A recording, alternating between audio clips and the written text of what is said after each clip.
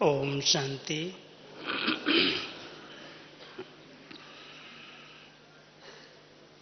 अभी हम सभी बहुत सुंदर गीत सुन रहे थे। भ्रकुटी आसन पर आत्मा विराजमान है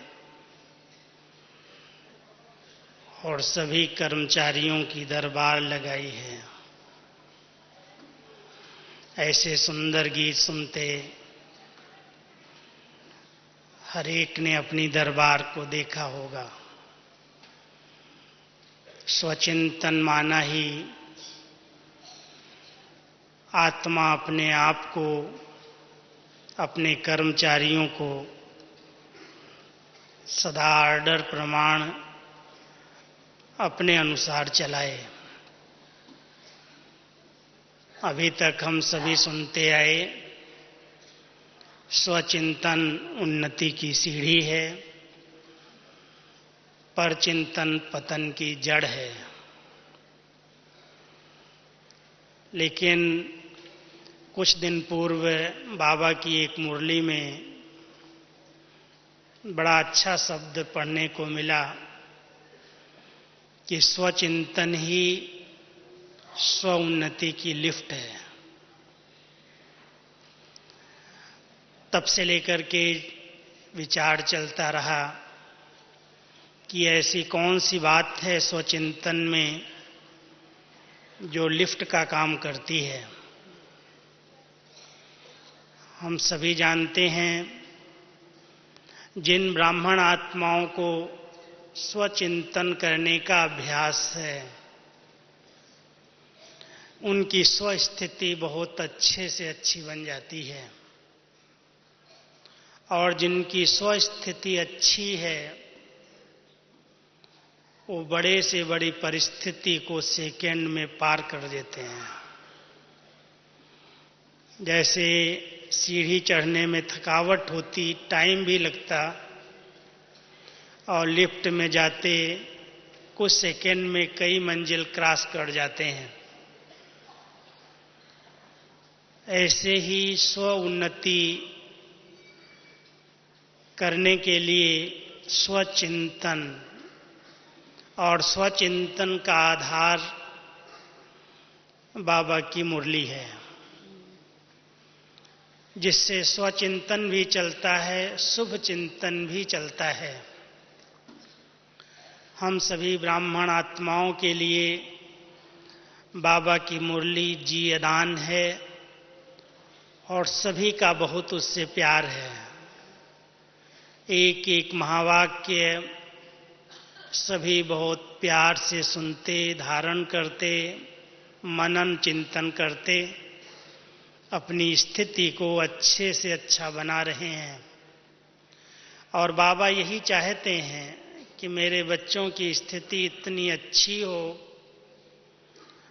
जो कैसी भी प्रॉब्लम, कैसी भी परिस्थितियां कलयुग के अंत में, जब प्रकृति के पांचों तत्व अपना विकराल रूप दिखा रहे हैं और माया भी अपने तमोगुणी स्वरूप में हम सबके सामने है, किसी भी प्रकार की 10 शीश वाले रावण के द्वारा परिस्थिति आ जाए, उसको हम सहज ही पार कर लें। उसके लिए चाहिए स्वस्थिति, और उसका आधार स्वचिंतन। स्वचिंतन के अंदर 4 बातों का चिंतन हम सब करते हैं।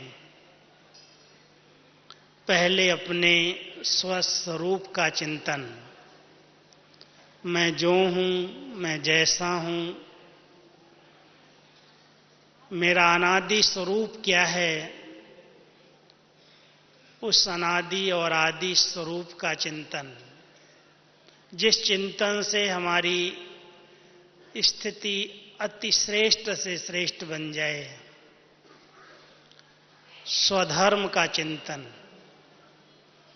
स्वस्वरूप के बाद स्वधर्म की स्मृति। आत्मा का स्वधर्म शांति, प्रेम, पवित्रता, उसके निजी संस्कार हैं वो इमर्ज हो जाएं। फिर स्वदेश का चिंतन, जिस देश से हम आत्माएं इस सृष्टि मंच पर आई हैं, बार बार उस देश में आना जाना ये लिफ्ट का काम है। ऐसे आत्मा मूल वतन की यात्रा नहीं कर सकती। जब ये बुद्धि की लिफ्ट इतनी शक्तिशाली हो जो 1 सेकंड में इस साकार वतन से अव्यक्त वतन और अव्यक्त वतन से मूल वतन में पहुंच जाए,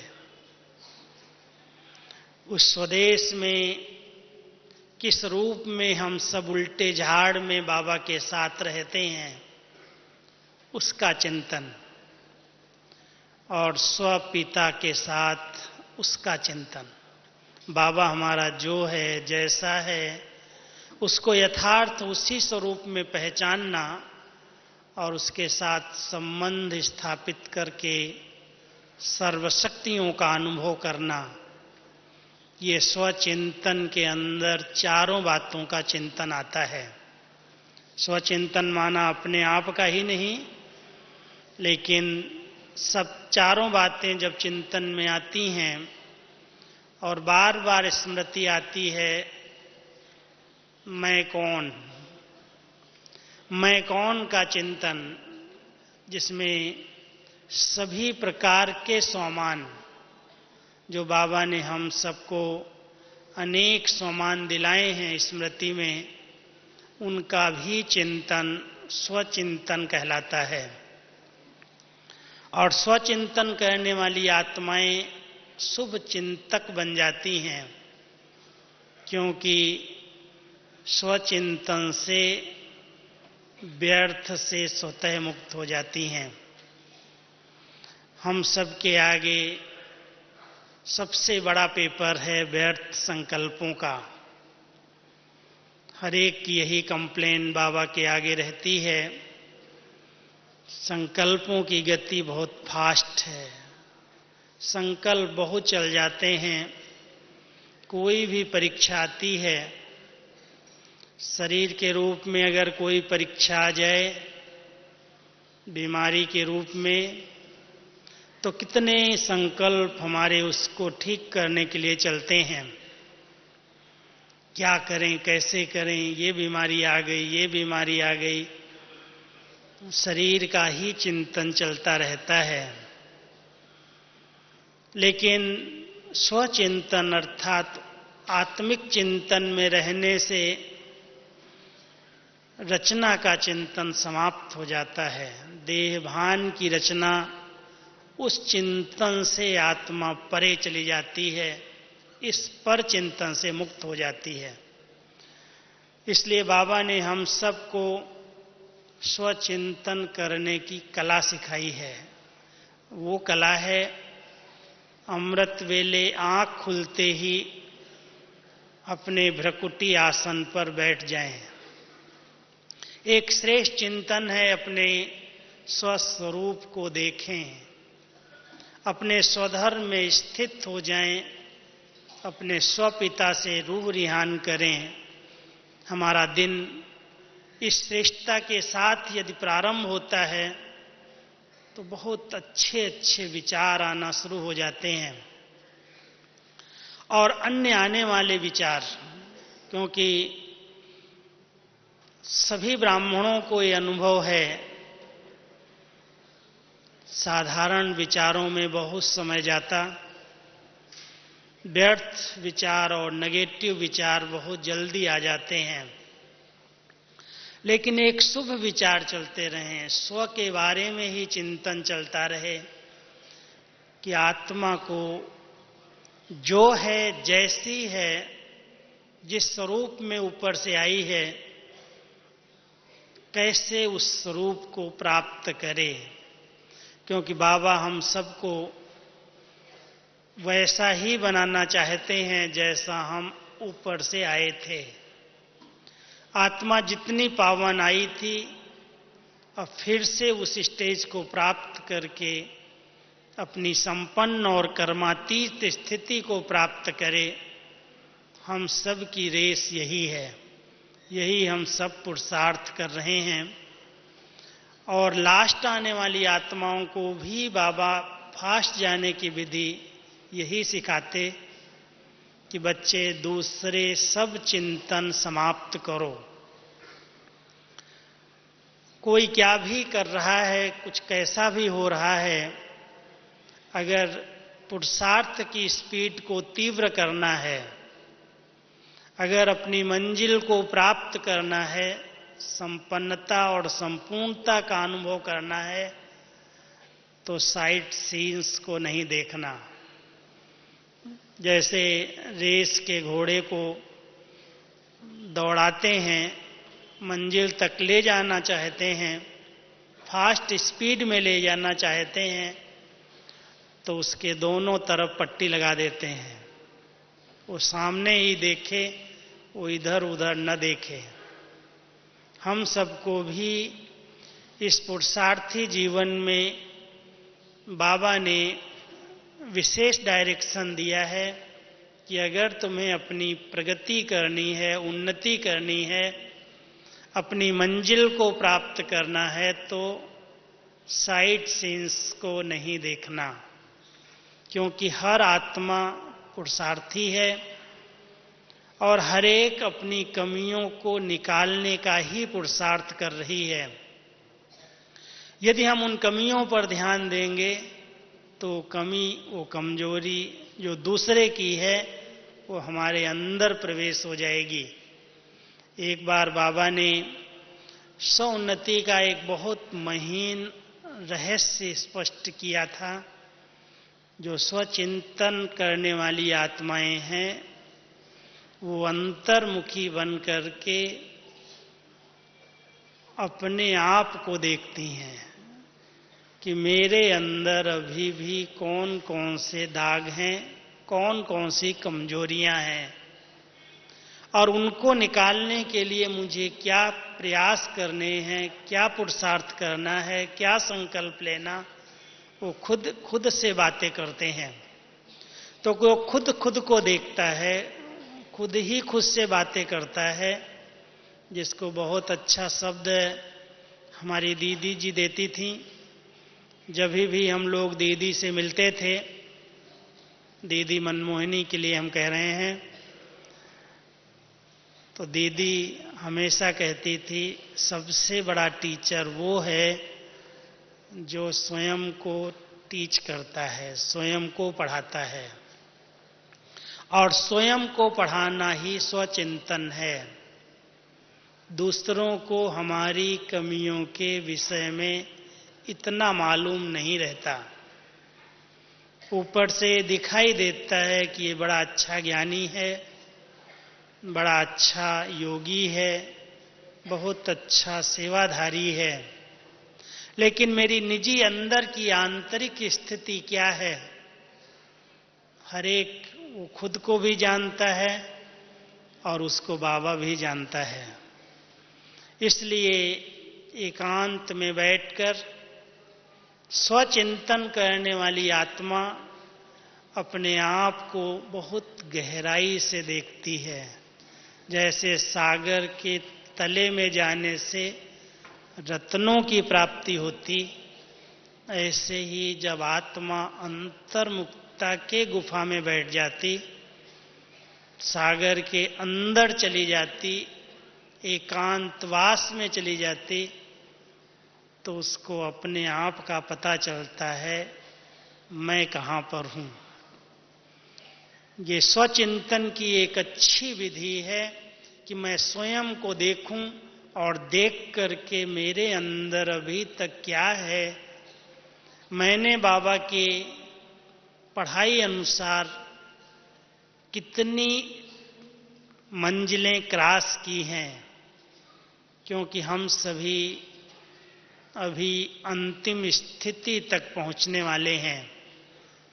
बाबा हमेशा कहते हैं अचानक अंतिम समय आ जाएगा और अचानक अंतिम समय तक जिसने जितना पुरुषार्थ किया है, जिस प्रकार का पुरुषार्थ किया है, हर एक को अपने आप का दर्शन होगा, अपने आप का साक्षात्कार होगा कि आपने क्या क्या किया है।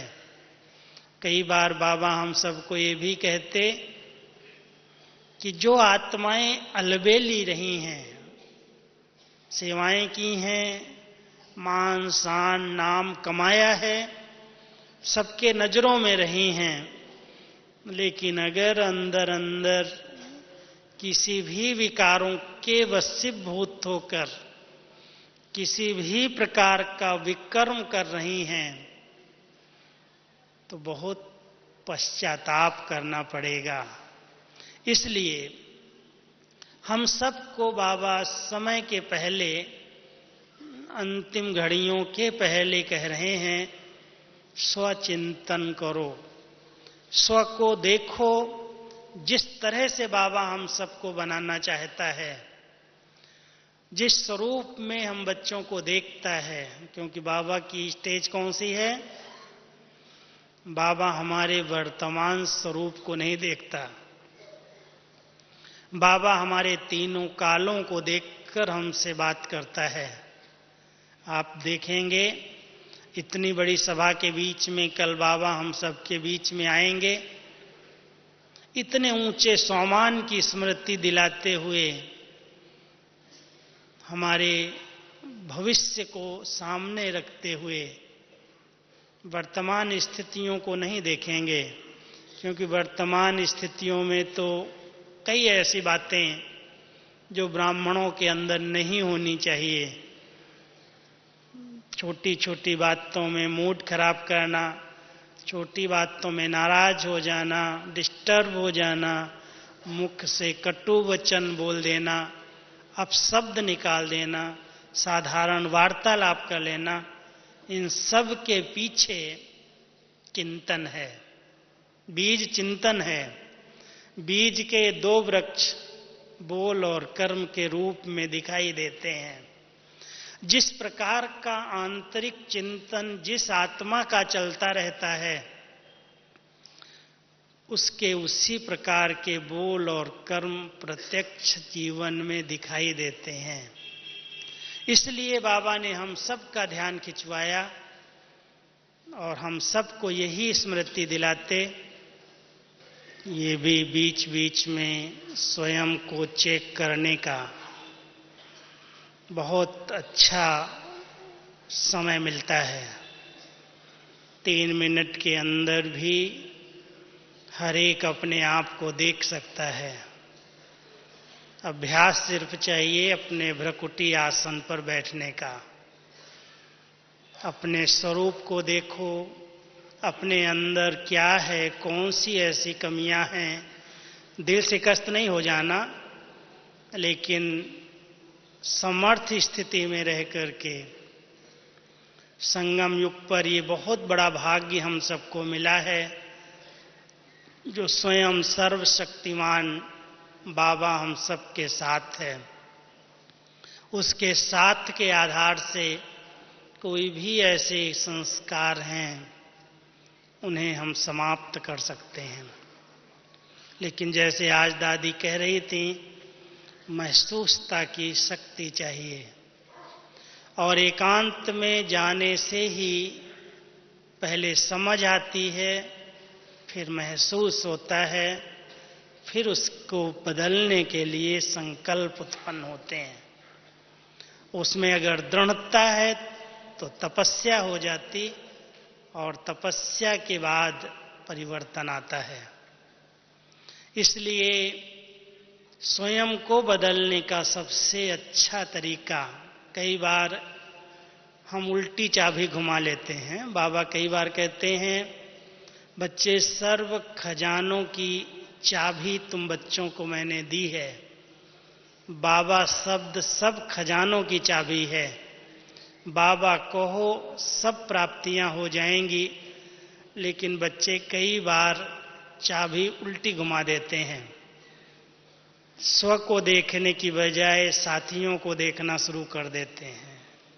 स्वचिंतन के बजाय परचिंतन, स्वदर्शन के बजाय परदर्शन, खुद को बदलने के बजाय ये बदल जाए तो मैं बदल जाऊंगा। तो ऐसे उल्टी चाबी कभी कभी हम सबको हैरान कर देती है, परेशान कर देती है। तो बाबा हम सबको स्वचिंतन के लिए विशेष सम्मान देते हैं, कोई न कोई सम्मान ले करके, क्योंकि सारा दिन कैसे चिंतन, श्रेष्ठ चिंतन चले, स्वचिंतन ही चले, कोई भी बातें आए और उनको हम डोंट केयर कर सकें, उसके लिए भिन्न भिन्न सम्मान समय प्रति समय याद आते रहें। एक ही सम्मान नहीं, लेकिन सम्मान की एक बहुत बड़ी लिस्ट है, बहुत बड़ी माला है। मैं आपको 5 सम्मान स्मृति में दिलाता हूं। अगर आप अमृत वेले से रात्रि तक बीच बीच में वो सम्मान स्मृति में लाएं तो श्रेष्ठ चिंतन, स्वचिंतन स्वतः चलता रहेगा। पहला सम्मान जो रोज बाबा मुरली में हम सबको दिला रहे हैं, मैं स्वराज्य अधिकारी आत्मा हूं। स्वराज्य अधिकारी माना ही एक एक कर्म इंद्रिय पर मेरा शासन है।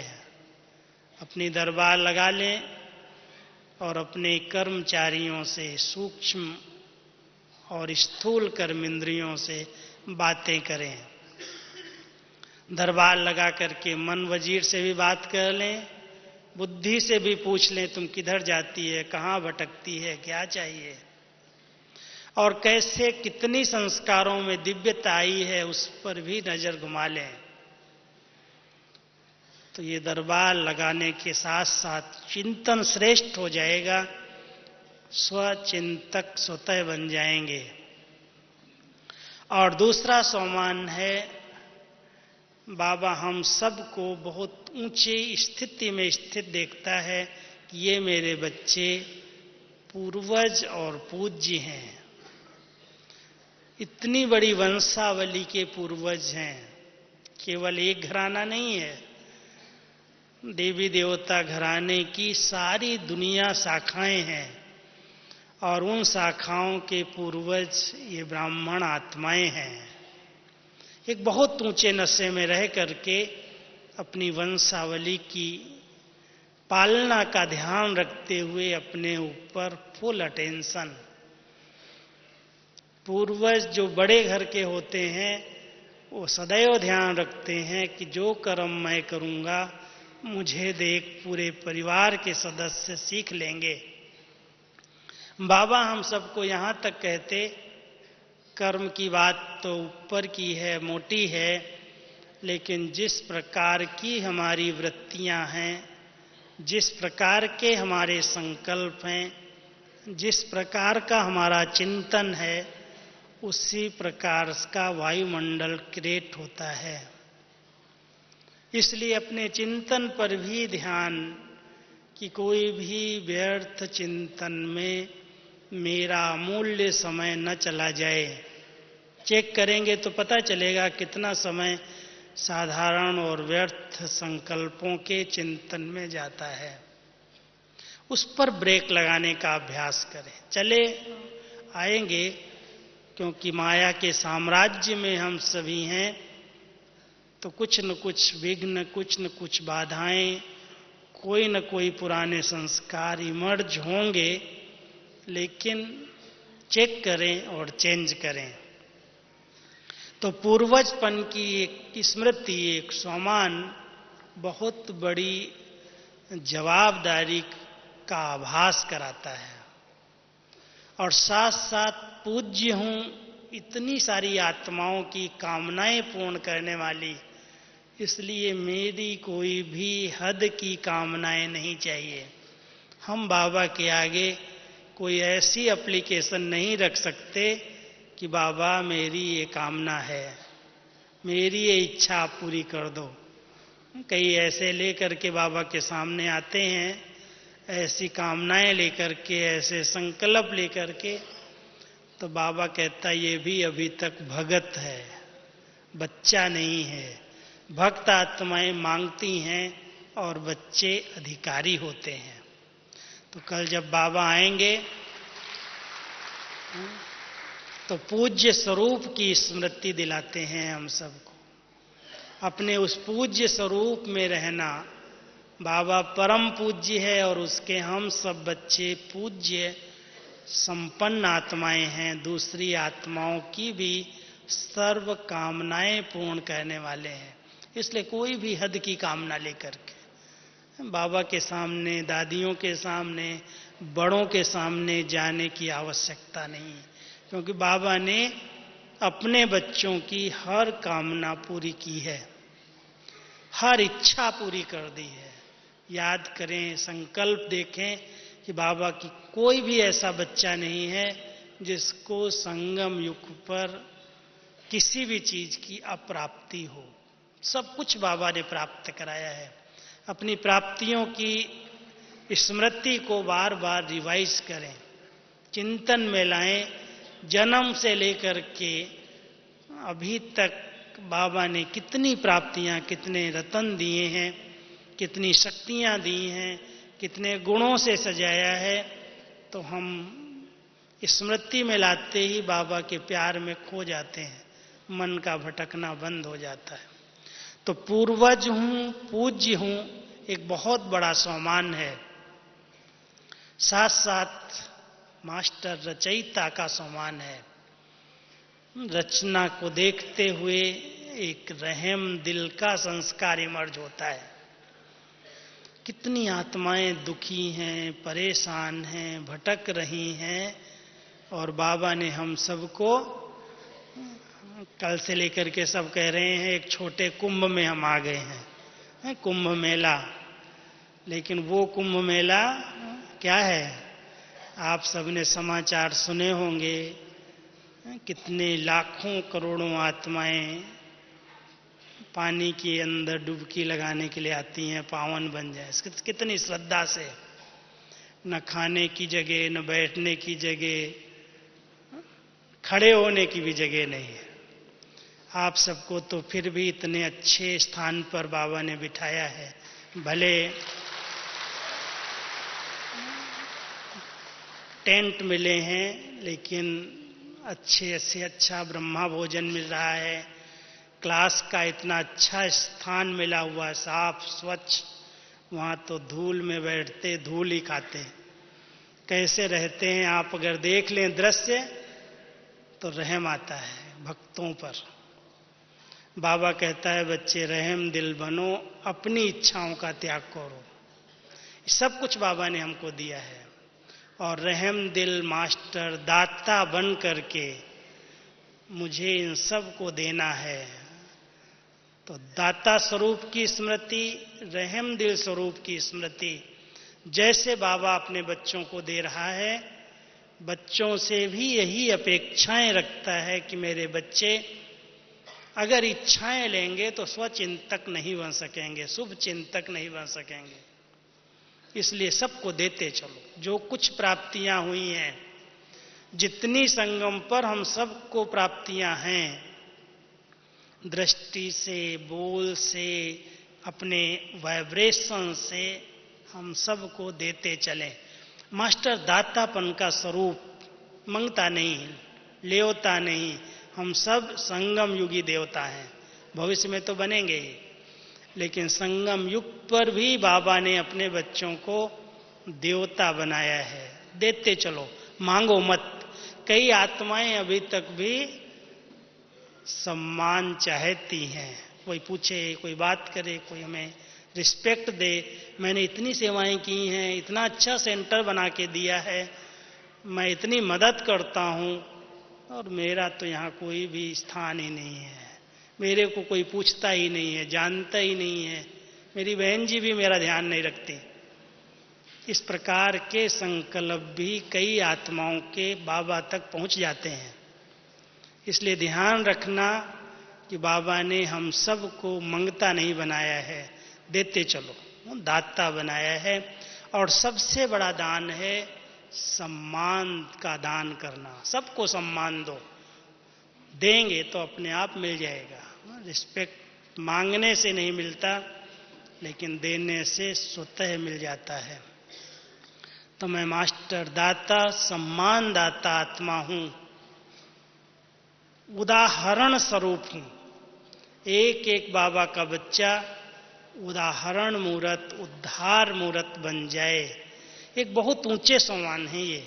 मैं समझता हूं शायद नए भाई बहनें सोच रहे होंगे, ये सम्मान तो कभी हमने सोचे ही नहीं थे। बाबा के टाइटल से ही बच्चों के सम्मान हैं। जितने बाबा के टाइटल्स हम सब वर्णन करते, बाबा कहते तुम मेरे बच्चे उन सब के मास्टर हो। तो एक एक सम्मान बीच बीच में स्मृति में लाएं, कभी पूर्वजपन का, कभी पूज्यपन का, कभी रहम दिल का, कभी दाता स्वरूप का। तो सब प्रकार की बातें आएंगी। कारोबार में रहेंगे, परिवार में रहेंगे, बिजनेस में जाएंगे, बहुत सारी बातें होंगी, लेकिन स्वचिंतन उन्हीं आत्माओं का चलता रहेगा जो बीच बीच में कोई न कोई सामान लेकर के उसके चिंतन में रहेंगे, उस मस्ती में रहेंगे। बाबा ने हम सबको व्यर्थ से बचने की ये सब युक्तियां बताई हैं। और जो स्वचिंतन में रहने वाली आत्माएं हैं, उनकी मैं आपको कुछ एक निशानियां बहुत शार्ट रूप में, संक्षिप्त रूप में बता रहा हूं, क्योंकि जो स्वचिंतन करते हैं, दूसरा क्या करता है, क्यों करता है, ऐसा कैसे हो रहा है, इन सब प्रश्नों से पार सदा प्रसन्न चित्त स्थिति में रहता है। अगर ब्राह्मण आत्माएं प्रसन्न चित्त स्थिति में नहीं रहती, किसी भी दृश्य को देख करके प्रश्नात्मक बुद्धि बनकर प्रश्न करती हैं, एक जानने के हिसाब से कोई बात पूछना वो अलग बात है, लेकिन एक क्वेश्चन लेकर के, प्रश्न लेकर के क्यों, क्या, कैसे करना, ये व्यर्थ चिंतन है। स्वचिंतन करने वाली आत्माएं हर बात में फुल स्टॉप लगाना जानती हैं, क्योंकि ड्रामा की हर सीन अच्छे से अच्छी है, इसलिए नथिंग न्यू। और जब ये बात पक्की हो जाती है कि ड्रामा में हर सीन में कल्याण है, दिखाई भले अकल्याण दे रहा है, लेकिन इसके अंदर भी कुछ कल्याण छिपा हुआ है, तो सहज सेकंड में फुल स्टॉप लग जाता है। ऐसे लगता है कोई बात नहीं, नथिंग न्यू, बीत गई। फिर उसका चिंतन नहीं चलता, सोच सोच करके नींद नहीं फिट जाती। कई आत्माएं, अगर कोई घटना घट गई, कुछ नुकसान हो गया, कोई कुछ ने कह दिया, बोल दिया, तो इतनी डिस्टर्ब हो जाती हैं जो उसी चिंतन में रातें बीत जाती हैं, नींद भी नहीं आती। और बाबा ने अपने बच्चों को सेकंड में फुल स्टॉप लगाना सिखाया है। बच्चे नथिंग न्यू, कोई बड़ी बात नहीं है। ये भी, इसमें भी तुमको कुछ सिखाने के लिए ये बात आई है, सीख करके आगे बढ़ जाओ, उसे फुल स्टॉप लगा दो। परीक्षाएं गुड साइन हैं, ये कि स्मृति रहे, कोई भी परीक्षा ही है वो मुझे आगे बढ़ाने के लिए आती है। ये बाबा की गहरी राज युक्त बातें चिंतन में लाओ, यही स्वचिंतन है। ऐसी ऐसी बातें जो बाबा ने सुनाई हैं कि ड्रामा के हर राज को समझने वाला कभी भी नाराज नहीं होता। राज को जान जाओ, ये ड्रामा में राज है, कुछ कल्याण समाया हुआ है, इसलिए नथिंग न्यू, फुल स्टॉप। चिंतन को फुल स्टॉप लगा देना और अच्छे चिंतन में अपने आप को मोड़ लेना। आए हैं, बातें आई हुई, कुछ समय भले संकल्प आए, लेकिन संकल्प को स्टॉप किया और फिर से अच्छे चिंतन में, श्रेष्ठ चिंतन में, जो बाबा ने हम सबको इतने ऊंचे ऊंचे खजाने सामान दिए, उस चिंतन से अपने विचारों की गति को परिवर्तन करना। कहा जाता है चिंतन की धारा को बदल दो तो जीवन बदल जाएगा। सिर्फ चिंतन की धारा को बदलने की आवश्यकता है। किस प्रकार के चिंतन की धारा के साथ हम बह रहे हैं, कई आत्माएं उसके पीछे पीछे बह जाती, बहुत जोर से कभी धारा आती है तो वो बहा करके ले जाती है। हम सब उस धारा की विपरीत दशा में चल रहे हैं। इसलिए बाबा कहते हैं, बच्चे डरो मत, घबराओ मत। धारा भले कैसे भी तीव्र गति की हो, लेकिन हमारा स्वचिंतन, श्रेष्ठ चिंतन हमें अपनी ऊंची मंजिल में पहुंचा देगा। तो कभी भी देखो कि स्वचिंतन अगर मैं कर रहा हूं तो सदा खुशनुमा, सदा प्रसन्न चित्त स्थिति में स्थित रहता हूं। हमारे संकल्पों की गति धैर्यवत है या संकल्पों के अंदर बहुत तूफान आते हैं, उत्तेजनाएं आती हैं, बहुत प्रकार के संकल्प चल जाते हैं, ब्रेक लगती है या चलते ही रहते हैं। कई बार कितना समय, कितने घंटे, कितने दिन भी बीत जाते और वो संकल्प शांत नहीं होते। जब तक कहीं पर उसका समाधान न मिल जाए, जब तक किसी के आगे, बाबा कई बार कहता है ना, जब कभी कोई चीज डाइजेस्ट नहीं होती तो उल्टी का ख्याल आता रहता है, और जब तक वो उल्टी न कर ले तब तक जी मचलाता रहता है। अंदर अंदर वो बातें चलती रहती हैं। जब तक वो किसी को सुना न दे तब तक हल्का नहीं होगा। लेकिन बाबा ये भी सिखाता है कि उल्टी भी स्थान पर की जाती है।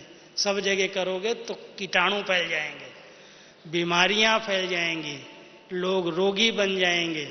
इसलिए उसको भी स्थान पर किया जाता है। और बाबा ने स्थान बड़े अच्छे अच्छे हम सबको दिए हैं। अगर कोई ऐसे संकल्प बार बार आते हो तो बाबा के कमरे में बैठकर अंदर अंदर लिख डालो और लिख करके बाबा के बॉक्स में डाल दो, आग के अंदर सुहा कर दो। बाबा को सुनाया, बाबा को बताया, हल्का कर दिया बाबा ने, लाइट हो गए। तो ऐसे चिंतन वाली आत्माएं जो आई बात उसको स्टॉप करने के लिए बाबा के सामने बैठ करके हल्के हो गए, लाइट हो गए और फिर से उसी चिंतन में लग गए।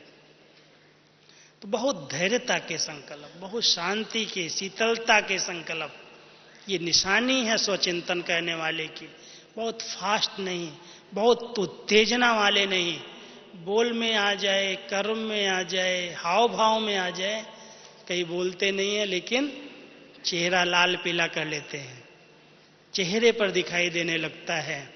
वो रूहानियत, तो दिव्यता अनुभव नहीं होती। इसलिए बाबा हम सबको कहते हैं, आपके चेहरे से स्वचिंतन करने वाले का चेहरा कैसा होगा? सदा खिला हुआ, सदा मुस्कुराता हुआ, सदा लाइट। अभी आपने देखा होगा दादी का चेहरा, कितना लाइट, एकदम हल्की, जैसे कोई भी बोझ नहीं। और चिंतन अगर जरा भी साधारण और व्यर्थ हो तो चेहरे पर ही दिखाई देता है, पता नहीं क्या सोच रहा है। कई बार पूछ देते हैं। एक बार मैं किसी चिंतन में खोया हुआ था, आपको हंसी की बात सुनाता हूं। तो एक बार मैं एक पांडव भवन में, छोटा सा स्थान था, मैं ऐसे ही बाहर एक थल्ले पर बैठा था, कुछ विचार चल रहे होंगे, मेरा इतना ध्यान नहीं अभी। तो सामने से हमारे भ्राता जगदीश जी चक्कर लगा रहे थे और वो अचानक मेरे से पूछ बैठे, भाई क्या सोच रहे हो, क्या चिंतन चल रहा है? तो मैं ऐसे घबरा गया, देखने लगा। शुरू शुरू में आया था, भाई साहब कुछ नहीं है। तो उन्होंने इस पर एक क्लास कराया, कुछ नहीं पर क्लास कराया कि आत्मा किसी भी समय, ऐसा भी कोई समय आता है जो कुछ ना सोचती हो। बोला संकल्प तो सारा कल्प चलते हैं, कोई भी समय वो शांत नहीं होते, और तुम कितनी गहरे सोच में थे तुमको खुद पता नहीं। ऐसे ही हम लोग कभी कभी ऐसे सोच में खो जाते हैं, जो पता ही नहीं चलता ये व्यर्थ चल रहा है या अच्छा चल रहा है या साधारण चल रहा है। उस संकल्प पर हमारा ध्यान हो, क्यों चलेगा तो जरूर। अगर गलत चल रहा है, साधारण चल रहा है, कोई काम का नहीं है, व्यर्थ ही चल रहा है, तो उसको ब्रेक दो, उसको चेंज करो, मोड़ दो। अच्छे संकल्प में, अच्छे विचारों में, कोई खुशी के, कोई नशे के। बाबा कई बार कहता है, जब कभी भी आपको अच्छे अनुभव हो, मधुबन के अच्छे अनुभव, कभी आप बाबा के कमरे में गए हैं वो अच्छे अनुभव, कभी किसी के आगे क्लास कराया, किसी को ज्ञान सुनाया वो अच्छे अनुभव, कई बार अच्छे अच्छे अनुभव होते हैं। ऐसे अनुभवों का चिंतन भी स्वचिंतन है, उनका भी चिंतन करो। जिस चिंतन से कोई भी ऐसे चिंतन कभी आ जाएं जो मेरे काम के नहीं है, उनको चेंज किया जा सके। इसलिए पास्ट का चिंतन खराब वो है जो मेरे काम का नहीं है। आज पास्ट की कितनी सारी बातें, आप दादी जानकी के साथ बैठो, उनकी क्लासेस सुनो, बाबा दादी को सारी कहानी शुरू से लेकर के कब क्या हुआ है घटनाओं के रूप में याद रहती है, सुनाने लगती हैं। पंजाब की कहानियां कितनी हैं, पूना की कहानियां कितनी हैं, सब कहानियां दादी को याद रहती हैं, सुनाती रहती हैं। तो ऐसी कहानियां जिनके अंदर हमारा भला है, हमारा कल्याण है, दूसरी आत्माओं को प्रेरणाएं मिलती हैं, वो पास्ट की बातें भी याद करके अपने प्रेजेंट को ठीक कर लेना, ये भी स्वचिंतन है। तो हम सभी स्वचिंतक बन करके शुभ चिंतन करें, गुणग्राही दृष्टि बनाएं। बाबा का एक बड़ा अच्छा शब्द आ रहा है मुरलियों में, 2 दिन पहले आप सबको याद हो, एक स्लोगन था, बच्चे विशेषता देखने का चश्मा पहन लो। जिस प्रकार का चश्मा होता है उसी प्रकार के दृश्य दिखाई देने लगते। जैसे कोई को सूखी घास के अंदर ले जाओ लेकिन चश्मा उसके ऊपर हरा पहना हुआ हो तो सूखी घास भी हरी दिखाई देने लगती है। तो बाबा भी हम बच्चों को कहते हैं, नजर ही ऐसी हो कि हर एक की विशेषताओं पर ही ध्यान जाए। कमियां तो सबकी हैं और कमियों को देखेंगे तो हमारे अंदर वो कमियों की खान बन जाएगी। इसलिए विशेषताओं को देखते देखते, विशेषताओं को ग्रहण करते हम विशेष आत्माएं बन सकते हैं। तो बाबा कहते विशेषताओं का चश्मा पहन करके रखो और अपनी नेचर को बहुत सरल बना लो, बहुत सरल।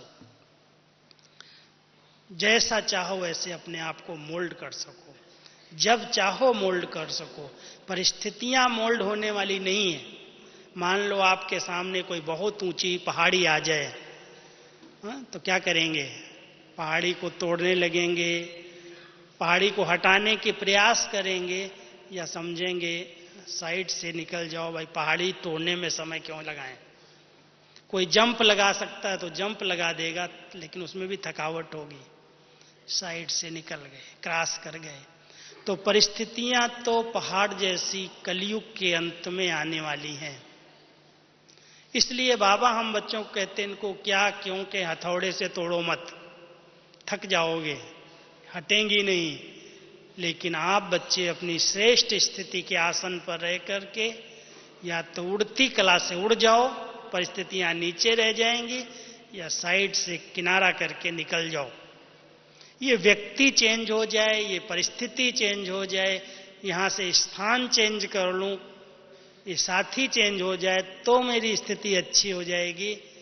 बाबा कहता कहीं पर भी जाओगे वैसी ही परिस्थिति फिर से क्रिएट हो जाएगी, क्योंकि हिसाब किताब चुकतू तो करने ही हैं। इसलिए जहां रहकर, जहां रहें, जिस स्थिति में रहें, जिस स्थान पर रहें, जिसके भी साथ रहें, बाबा कहते हैं तुम स्वचिंतन करना सीखो, अच्छे अच्छे विचार करो, अच्छे नशे में रहो। ये आपके लिए लिफ्ट बन जाएगी और आप उस लिफ्ट से हर परीक्षा को, हर परिस्थिति को पार कर लेंगे। आपकी बहुत अच्छी स्थिति अच्छा वातावरण बना देगी और अच्छी स्थिति असमर्थ आत्माओं को समर्थ बना देगी। ये भी बहुत बड़ी सेवा है। ये स्वार्थ नहीं है कि हम केवल स्वचिंतन करते रहें, क्योंकि कई लोग इस पर भी हम सबसे कहते हैं स्वचिंतन ही करते रहें, दूसरे का चिंतन ही नहीं। लेकिन दूसरे का चिंतन माना, जब हम अपने आप का चिंतन करके अपने आप को बदलते हैं तो हमारे शुभ चिंतन के वाइब्रेशन अन्य आत्माओं को परिवर्तन होने में मदद करते हैं। इसलिए भी एक बहुत बड़ी सेवा है।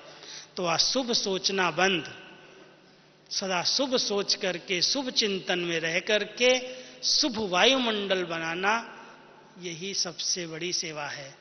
तो बाबा हम सबको समय अनुसार स्वचिंतक स्थिति में रहने की प्रेरणा दे रहे हैं। बच्चे सदा स्वचिंतन करो, अपनी घोट तो नशा चढ़े, अपनी मस्ती में रहो, दूसरा अगर घोट के पिलाएगा तो भी नहीं चढ़ेगा। इसलिए अच्छी अच्छी ज्ञान की बातें लेकर के उस पर चिंतन करें, मनन करें, उसका सुमिरन करें, उसका वर्णन करें, तो हमारी स्थिति अच्छी हो जाएगी और परिस्थितियों पर सहज विजय हो जाएगी। ओम शांति।